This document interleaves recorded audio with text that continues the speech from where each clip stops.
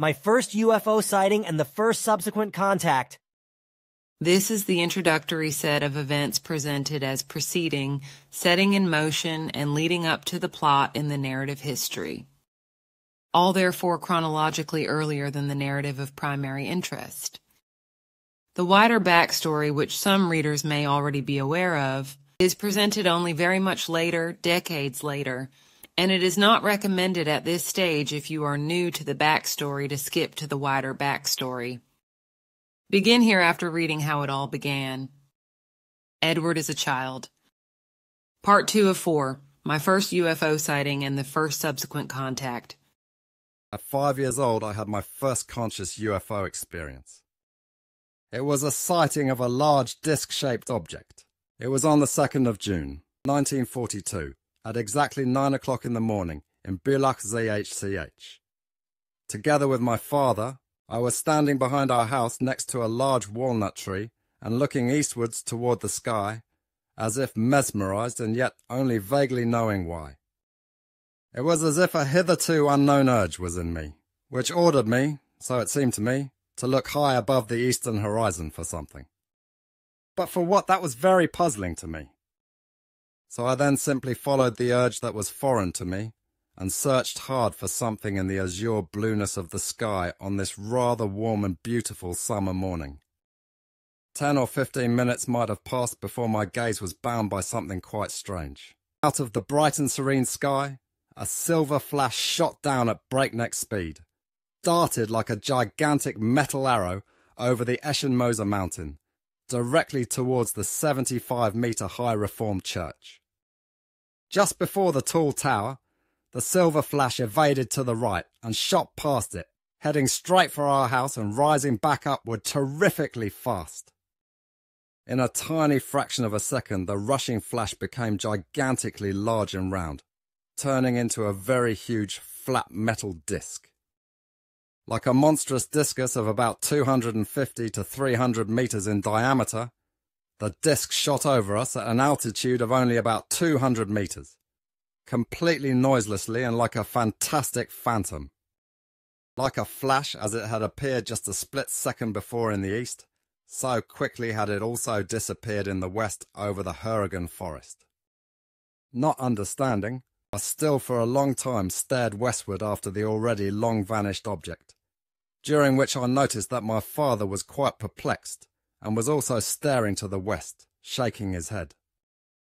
Nevertheless, I asked him then about the how, where, and why of the disc that flashed past so terrifically fast. Considering it thoughtfully, he then gave me the only logical answer for him at that time of World War II. That was probably the newest secret weapon of Hitler. The answer from my father was, even then at the age of just 5, rather unsatisfactory and a bit too fantastic for me.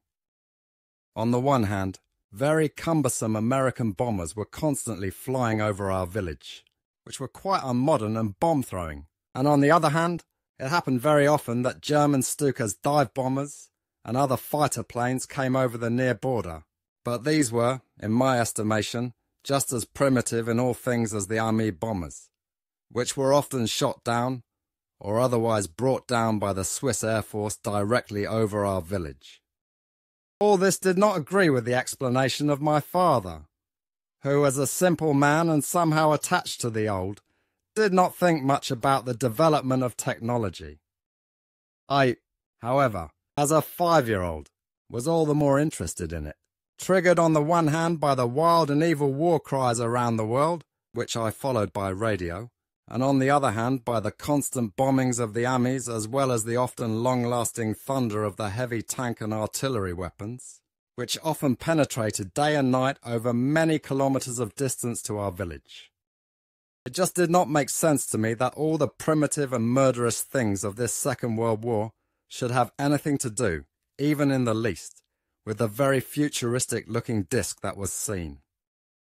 With this and with many other considerations, two worlds different in many things simply clashed with one another, of which I became very strongly conscious already then, as I was reflecting there under the walnut tree. There simply had to be another explanation than just that of my father, not only because of my thoughts, but also because the disc I saw suddenly seemed rather familiar to me, and I could not get rid of the thought that I had to have seen the same or very similar discs elsewhere and under extremely good and peaceful circumstances. My thoughts and notions led me to begin observing the sky day and night, and more often, especially at night, I could observe moving stars very high in the sky, some larger, some smaller. There were still no satellites at that time, and I knew bombers or fighters well enough by their constant appearance. On the other hand, these extremely primitive earthly aircraft were not able to fly at such enormous altitudes as these moving and often also flashing stars, which, at the same time, very often also had extremely abrupt zigzag flight paths, something I had not observed with any earthly airplane in all the years before. Just as I saw the moving stars at that time, they can still be seen today, very high in the sky, at 20 to 40 kilometers of altitude, at night and in starry weather. However, to be able to be sure that satellites are not mistaken for UFOs, the best time to observe is between 22, 00HRS and 02, 00HRS, for at this time the Earth is completely shaded from the sunlight and cannot bring to light any passing satellites, not in any case at all, even if certain clever scientists want to maintain the opposite. Since the UFOs carry out their inspection flights very high in the sky at these times, they are usually to be seen as no larger than stars. If my first sightings of UFOs were only at night, when I saw them as moving stars, then that changed already after a relatively short time. For on one beautiful and warm late summer afternoon, I saw to my delight a spherical object high in the blue sky, slowly drifting along and sinking deeper, until I was able to recognize it as a proper sphere. Then it vanished all of a sudden and without a trace, without any noise or recognizable reason. In the following time, the day sightings accumulated, and one day I again felt something strangely foreign in me. It was like a voice somewhere in my head, and somewhere there were also drawn pictures that were inexplicable to me. This inner voice in the pictures prompted me intensively and repeatedly to seek an answer and also to give it. This happened in the late autumn of 1942, just a few months before the transition to my 6th year of age. These appearances completely foreign to me. This inner voice and the pictures, they somehow worried me.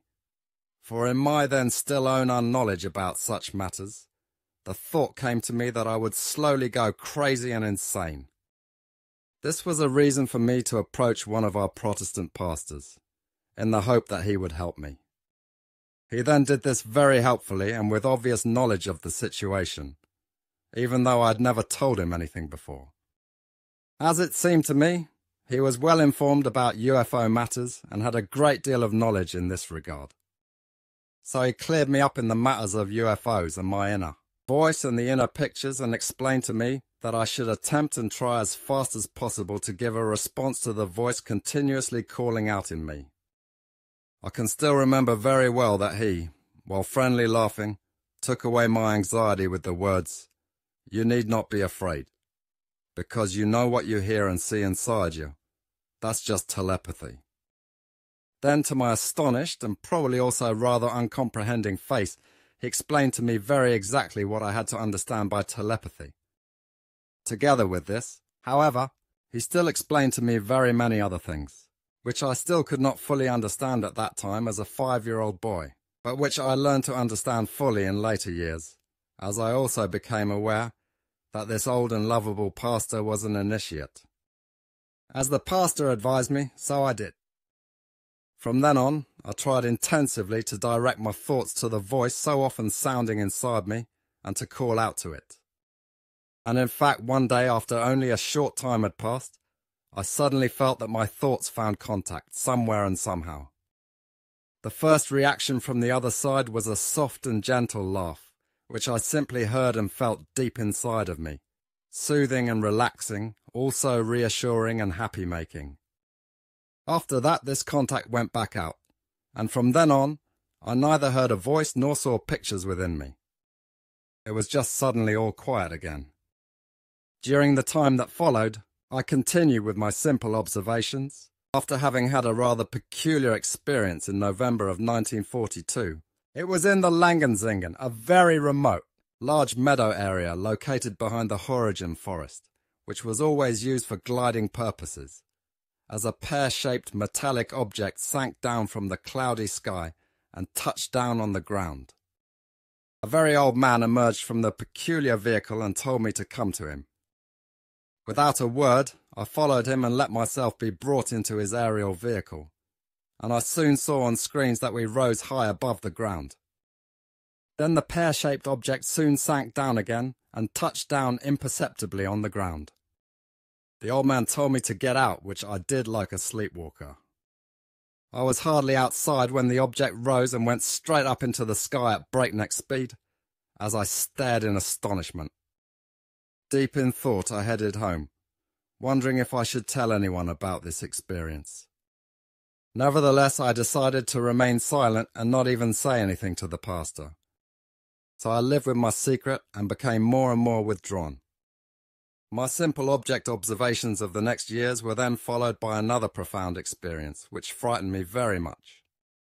Even with the pastor's explanations, I had no notion of the fact that there are different forms of telepathy, which is why anxiety again flared up in me when, on my birthday, on the 3rd of February 1944, quite obviously in my consciousness, suddenly a soft voice sounded and invited me to learn very strictly now and to gather to myself knowledge to be transmitted in this way. I believed I had suddenly become ill in consciousness and was afraid because of this. I dared not to confide in my parents, as they could not have understood me anyway. I knew that very well.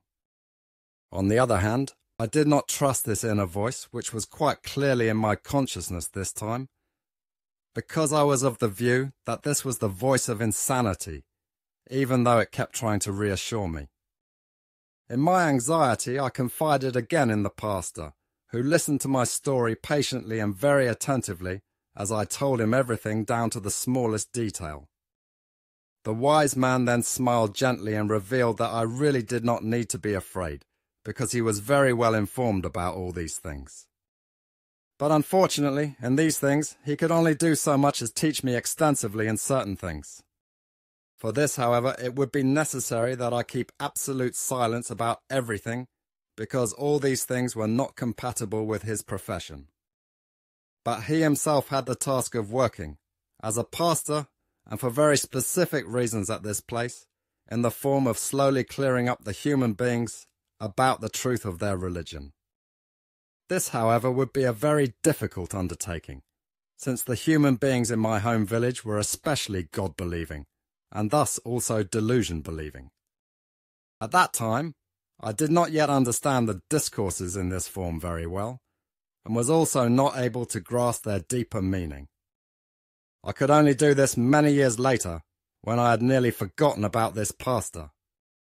But one thing he knew how to convey to me quite clearly was that this voice in my consciousness had nothing to do with being crazy or with germinating insanity, but that this was just another form of telepathy, and that the voice was only the thought voice of another human being, who lived somewhere very far out there in the universe on another world.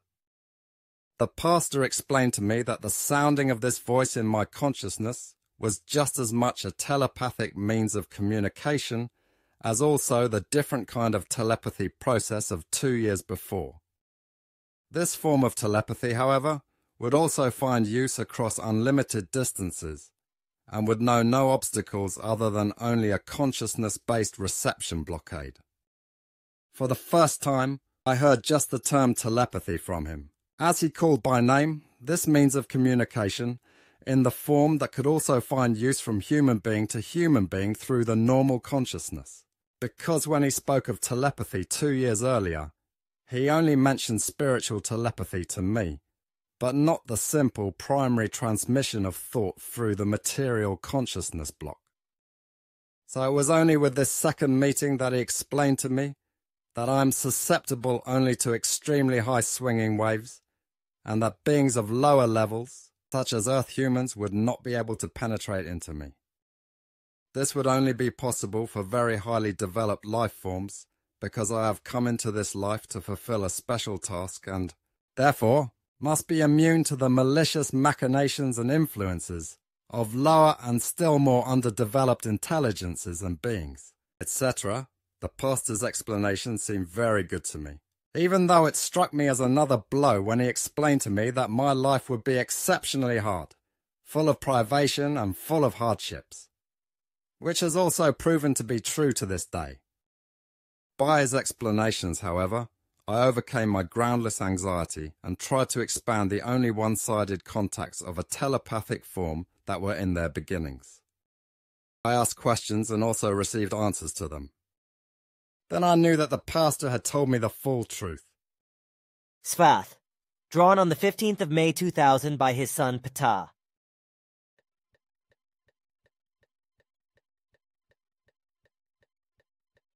Through these telepathic contacts with a human life form named Svath, I was initiated into immense, and to me, seemingly gigantic things, which very often seemed rather insane to me. The result of this was that I now finally did all of that which would isolate me from the environment. I allowed even more malicious intrigues to pass over me without opposition than what I had already let happen until then. So I became practically the scapegoat for all the evil that happened in the village.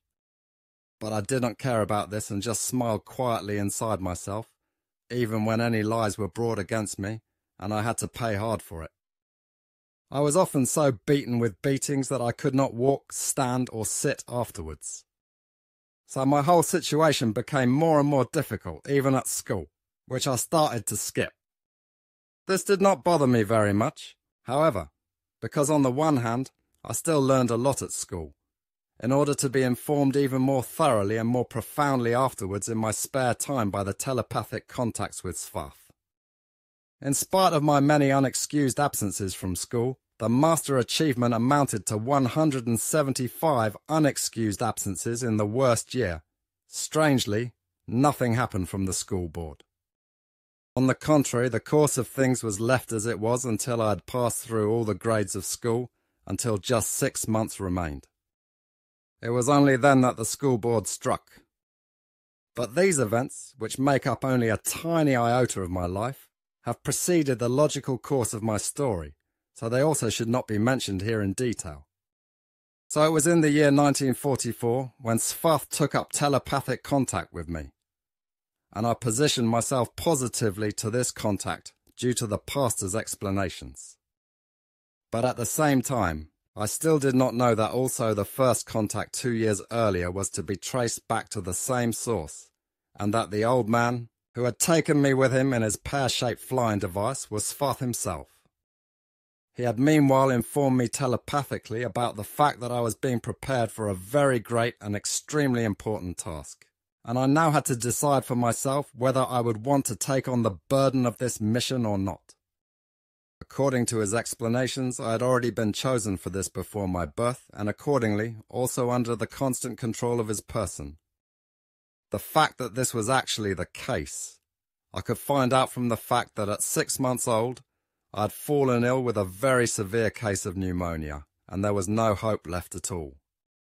Late at night, the family doctor, Dr. Strebel, appeared and prepared my parents for the fact that I would finish my life that same night. As I was already lying in a coma and about to leave earthly life, he, Svath, then intervened and returned life to me. Svath, drafting of Ptah's line drawing by Barbara Harnish, June 2000.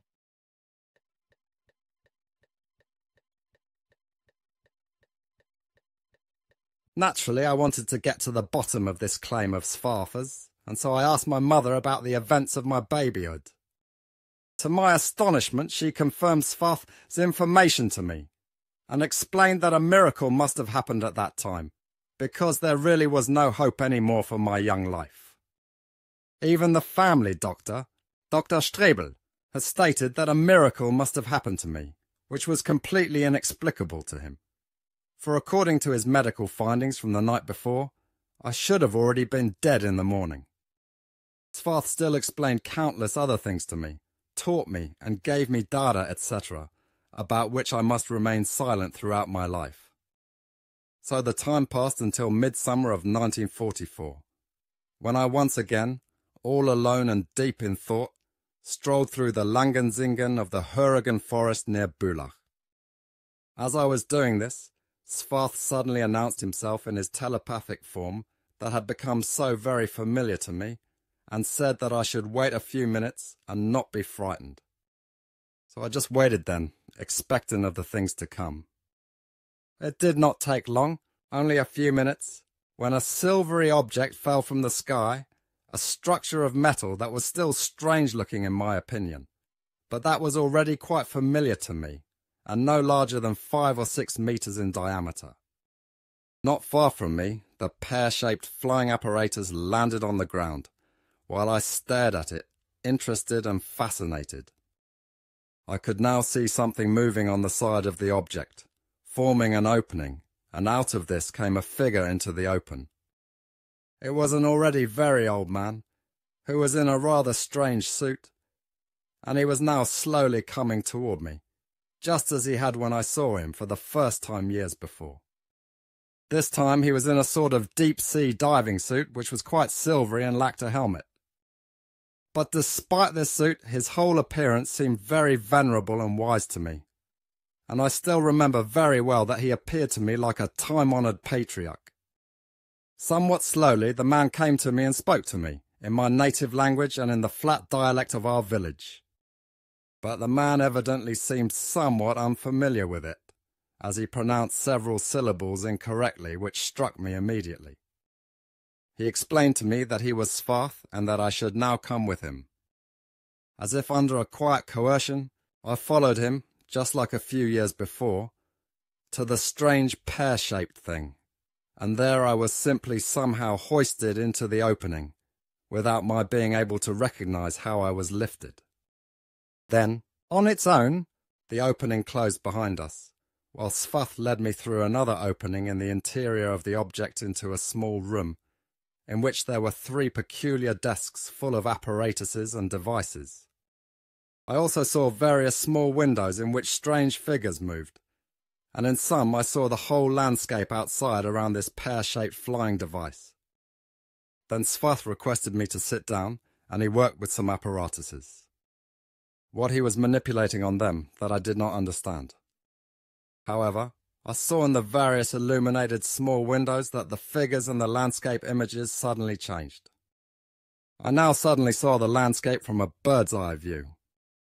Hence I questioningly directed my eyes towards Svarth, who now turned to me and sat down beside me. He explained that these small windows were not windows, but rather viewing screens, which were also being developed on the Earth at present, and also would be in the future. Moreover, it concerned image transmissions by certain energies. But then he told me that we were now very high above the Earth, at about 70 kilometers of altitude. Here we would remain for a few hours because he would have to teach me many important things. He explained that I, through his efforts, had already developed intellectually much further than an Earth human being of 35 years of age. Svarth's ship, according to a description in the Sim Yase block and by Billy. Free drawn by Victor Emmanuel Bickel, 1999.